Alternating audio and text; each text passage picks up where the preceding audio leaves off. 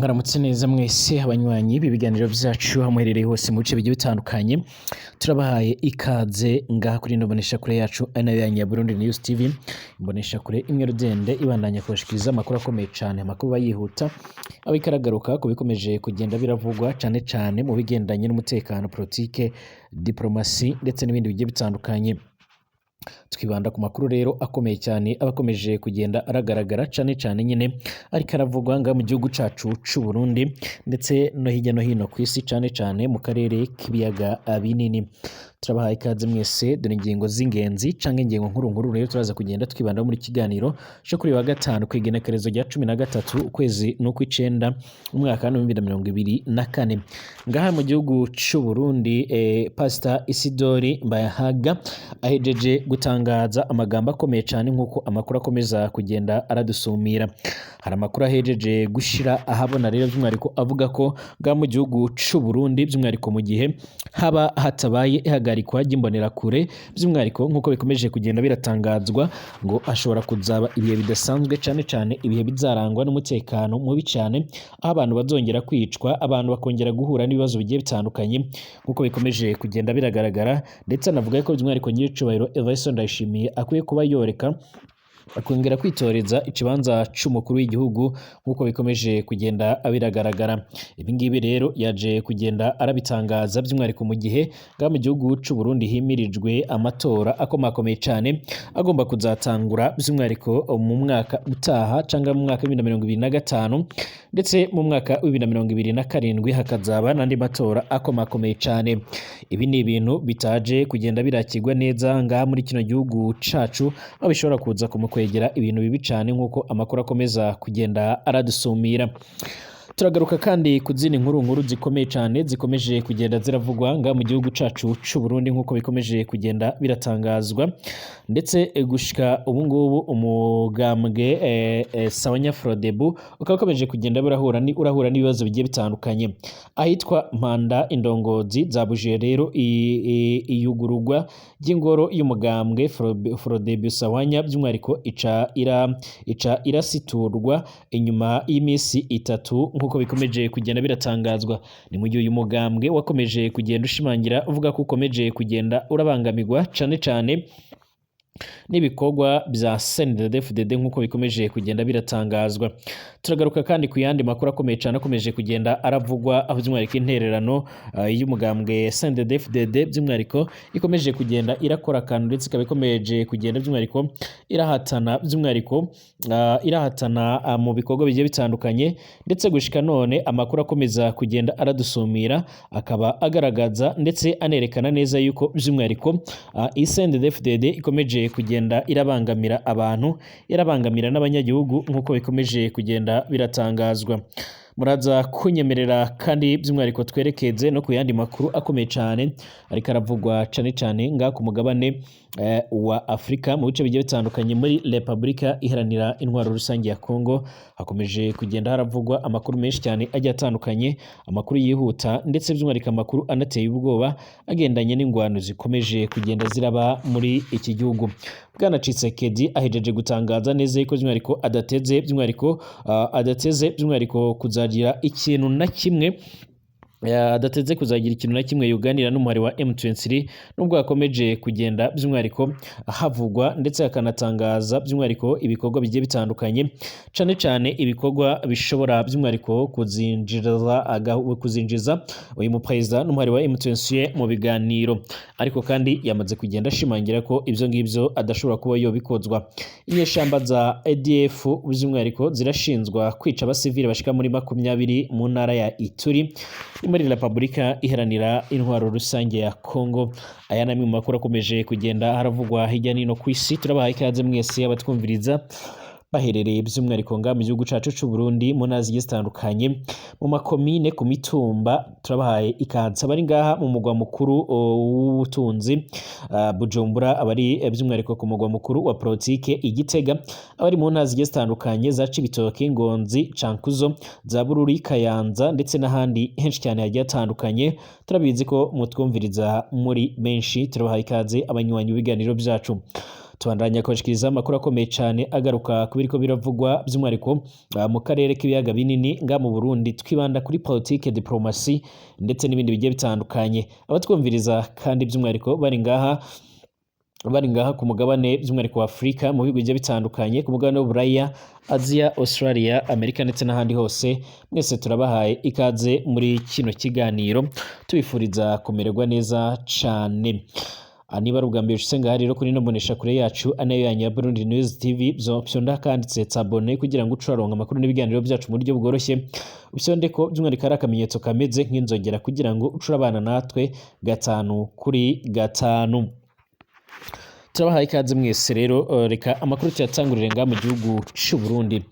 Mu gihe mu misi iheze umwe mu bapasitori bakomakomeye cyane ngaha mu gihugu cy'u Burundi, akaba asanzwe ari n'umwe mu banywanyi ngaha by'umwihariko, akaba ari n'umwe mu basanzwe ari abanywanyi b'umugambwe CNDD-FDD, yitwa Isidore Mbayahaga. Ngira ngo abantu benshi baramuzi cyane no kumbuga ngurukana bumenyi bitewe n'ibibwirizwa byiwe, akenshi na kenshi by'umwihariko biba byuzuyemo gutwenga nk'uko abantu benshi basanzwe barabizi.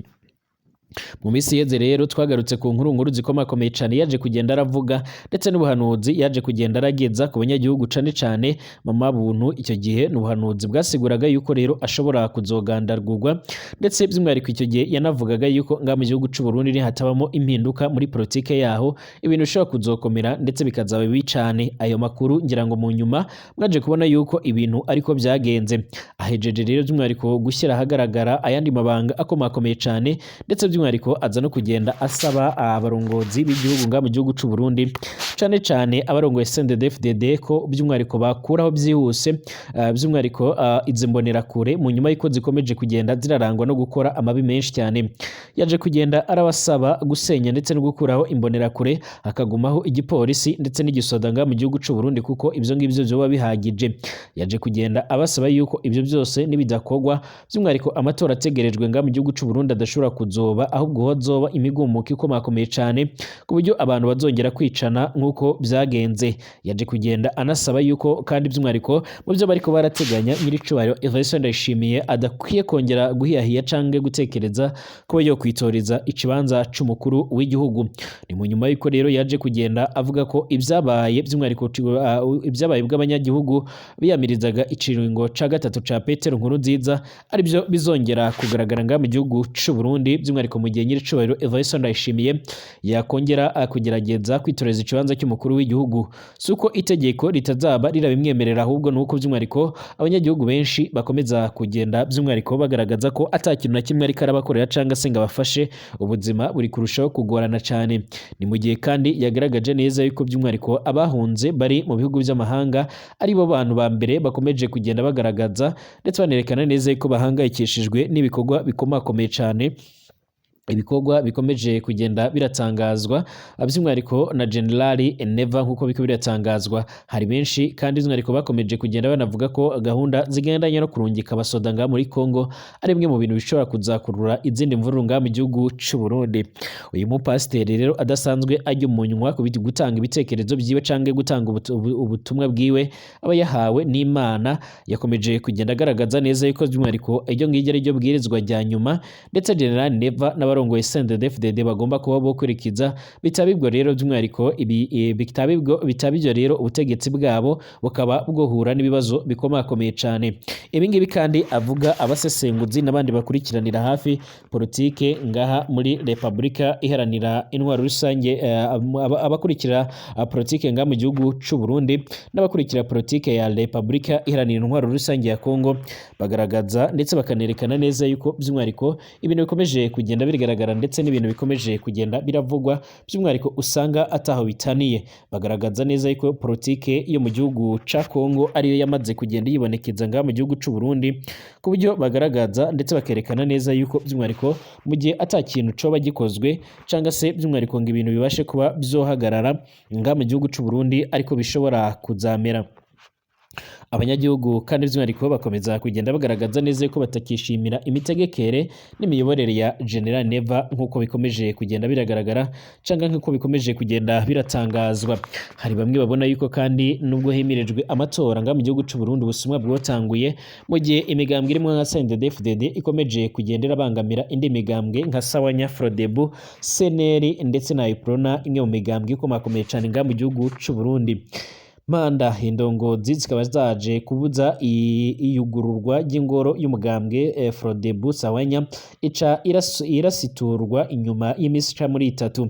Iyo nyubakwa rero yasituwe yari ku mutumba wa Butembe, ni muri zone Butanuka, ni muri komine Mpanda mu ntara ya Bubanza uburengero bw'u Burundi. Indongozi za Sawanya Frodebu zagiriza imbonera kure kuba rero arizo zakoze ivyo bikorwa bibishe nk'uko biriko biratangazwa.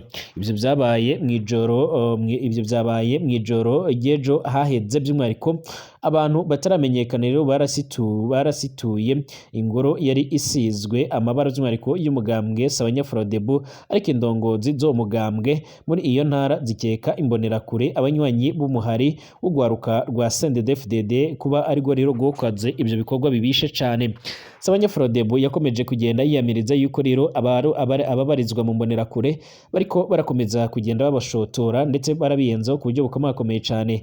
Bwa mbere rero babaje kugenda bagaragaza neza ko amabendera yabo akomeje kugenda aribwa, ubundi bakomeza kugenda bagaragaza neza ko bari kugenda barahura n'ibikorwa bigiye bitandukanye ndetse bigayitse, aho ingoro zabo zimwe zagiye zigenda zirasenywa ku buryo bukomakomeye cyane. Imbonera kure kuri uyu mutumba by'umwihariko ntizihanganira rero na buke ubundi mugambwe wo kwibonekeza, niko rero byashikirijwe na Ferdinand Sindayigaya imbere yo kwibutsa ko rero ari ingoro ya kabiri yo mugambwe isituwe mu kiringo kidashika rero ukwezi mu ntara ya Bubanza nk'uko biko biratangazwa. Sindayigaya arafise amakenga rero kubwuko rero ku muntu hasiturwa ingoro rero zo mugambwe abafise amazu bashobora kwanka rero gutanga amazu yabo by'umwihariko ku migambwe itavuga rumwe ni yeri ku butegetsi mu gutinya ko rero bohomba, bagasaba abajejwe intwaro guhagarika by'umwihariko uko kutihanganirana mu bya politike nga mu gihugu cy'u Burundi nk'uko biriko biratangazwa. Mu gihe hegerejwe amatora rero intwaro yategerezwa guseruka kugira ngo by'umwihariko itore umuti burundu cyane w'ico kibazo, niko yashikirije ndetse arakomeza kugenda anasaba abarongoye igihugu cy'u Burundi. Iyo nyubakwa yasituwe rero yategerezwaga kwinjirirwa ku igenekerezo rya 5 Nyakanga guheze by'umwihariko, ariko bikaba byaraje kugenda birangira atagikozwe bitewe n'uburyo yangijwe.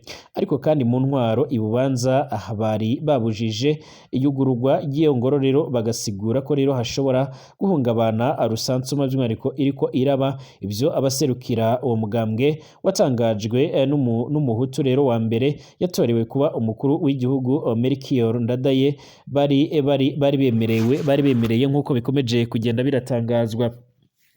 Uyu mugambwe nyine watangujwe bwa mbere n'uyu nguyu Melchior Ndadaye ukomeje kugenda by'umwihariko urahura n'ibibazo bigiye bitandukanye, ariko kandi ukaba ukomeje kugenda usaba yuko amabi ariko arakorwa na CNDD-FDD yashyirwa ku iherezo mu rwego rwo kugira ngo mu gihugu cy'u Burundi habashe kuba hotangura ibindi bikorwa byiza by'umwihariko byubaka. Mu gihe kandi hakomeje kugenda haritegurwa ibikorwa bigiye bitandukanye by'amatora muri kino gihugu cacu cy'u Burundi, harakomeza kugenda hibonekeza ingorane ku banyagihugu, aho by'umwihariko intererano y'uyu mugambwe CNDD-FDD ikomeje kugenda iratuma benshi bapfa, abandi bakaba bariko baranyuruzwa. Bururi Rumonge abanyagihugu rero batatanze intererano yo ku ngufu ya CNDD-FDD nta ruhusha rero bafise rwo kuronka isukari canga se ibindi bikorwa bigiye bitandukanye canga izindi servisi za leta mu makomine agize intara ya Bururi ndetse na Rumonge mu bumanuko bushira uburengero bw'u Burundi. Abahaba rero baridoga kuva ku igenekerezo rya 26 Myandagaro guheze nyine imiryango y'abadandaza batatanze intererano iheruka gutangishwa ku ngufu na CNDD-FDD ntibafise rero uruhusha rwo kuronka isukari. Barategwa ubwoba rero ko bazokwakwa uburenganzira bwo gutunganyirizwa rero mu bikorwa bya leta muri rusangi. Abo banyagihugu kandi bararenganywa bariyamiriza ingingo y'agahatoro nk'uko biratangazwa. intahe by'umwihariko twabashije kugenda dutahura by'umwihariko yegeranyije ni izo n'ayo makomine by'umwihariko Rutovu ndetse na Songa intara ya Bururi mu bumanuko by'umwihariko nizo muri komine Rumonge umanuko bushira uburengero. Abanyagihugu bose barakomeza kugenda baramagana ivyo bikorwa byaje kugenda biraba ngaha mu gihugu cacu c'u Burundi. Kugira ngo uronke n'ikiro kimwe rero rudende c'isukari utegerezwa kubanza kwerekana igitasi cemeza ko rero warishe intererano ya CNDD-FDD. Ntivyumvikana niko rero umwe mu banyagihugu bo muri Rutovu yidoga akavuga ko ivyo bintu ari akarenganyo. Muri iyo komine kandi abanyagihugu benshi bemeza ko rero bategetswe guterera canke se gutanga ibiturire by'umwihariko kugira ngo batekanirwe nk'uko biriko biratangazwa. Byabaye ngombwa ko rero yagize ati byabaye ngombwa ko ndiha kugira ngo nkingire rero ibikorwa byanje. Imbonerakure ndetse n'indongozi za CNDD-FDD zari zigomba kugara rero ubunywero n'ibutike byanje, bivugwa n'umwe rero mu badandaza bo muri ivyo bice. Sindi umunywanyi wa CNDD-FDD ariko byabaye ngombwa ko ndabikora kuko mfise umuryango uhanze amaso njewe kandi by'umwihariko urudandazwa nirwo rutunze umuryango wanje.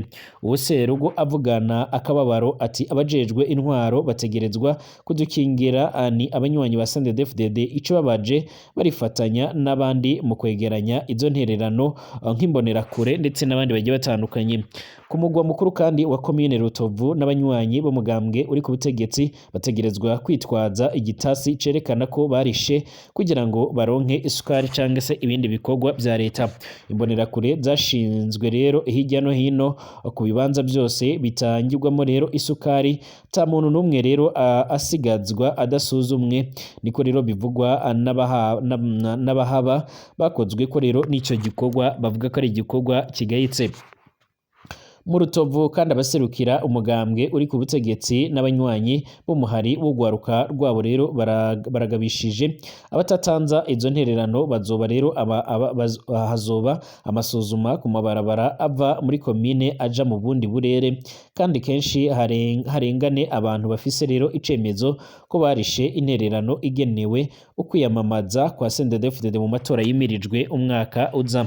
Aho nyine i Bururi kandi by'umwihariko muri komine Songa abanyagihugu baho bariko bakorerwa nk'ibya bagenzi babo by'umwihariko muri Rutovu kugira ngo by'umwihariko winjire mu isoko ubanza kuriha by'umwihariko intererano, kuko by'umwihariko twaje kugenda turabigizwaho n'abanywanyi bacu baherereye muri ivyo bice n'abandi babashe kugenda baraganira n'abamenyesha makuru. Abanywanyi b'iyindi migambwe y'abanyagihugu batari mu mugambwe by'umwihariko numwe batotezwa bagasabwa ako botanga iyo ntwererano. Bivugwa n'amasoko yacu turahakwa kuzuzwa muri rusange ibyo kurondera muri rusange mu ntara ya Rumonge cane mu mugwa mukuru rero w'iyo ntara kugira ngo uje ku rutonde rw'abaronka isukari. Buri munyagihugu wese ategerezwa kwerekana igitasi cemeza ko yatanze amahera rero yo ku munsi w'itangwa ry'iyo sukari. Aho naho rero nyine ababibona bemeza ko rero imbonerakure zirungikwa mu makaritsiye yose gusuzuma ko rero buri munyagihugu yatanze iyo ntererano, atanu umwe rero akugwamo kubw'abashinga ntahe. Umuntu wese rero yubahutse gusaba umuco rero yitwa umwansi w'igihugu, niko rero baserugo bagaragaza umubabaro.